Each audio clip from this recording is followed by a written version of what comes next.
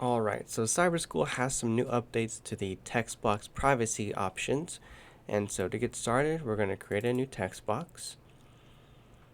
I'm just going to place this in the middle and I'm going to give this a restricted text box for the title. And then some content that is restricted. Alright, cool. So I'm going to go ahead and load up a incognito window to start.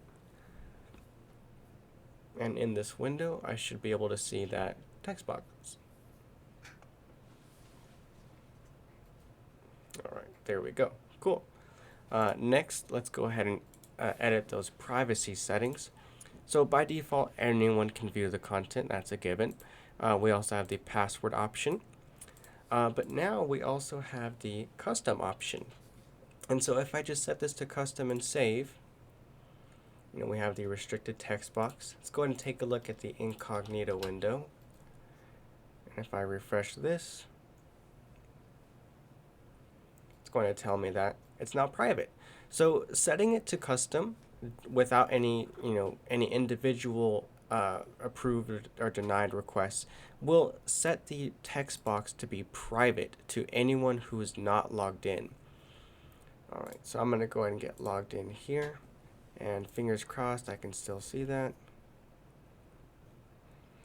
I think yeah, it's going to tell me private because I've already been denied for this session. Let's see here. Let's go ahead and open up the privacy settings. And so here, what we're seeing here is a list of groups and users that exist. And so I'm going to go ahead and show you that when we do the restricted user here, we have the option to deny a specific user or deny everyone in a group. And then even if we happen to set the user to be approved, since the group is denied, this will override any allowed settings. So even though I have the group that the restricted user is in as set to denied, and then put the specific user in allowed, they still will not be able to see that that content because their group is denied. The only way to completely override a denial is to head over to the general settings and change the author.